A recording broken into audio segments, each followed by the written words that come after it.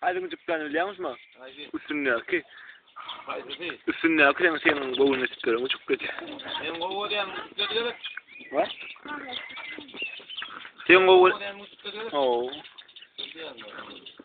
İyice sınav kalmadı. İyice.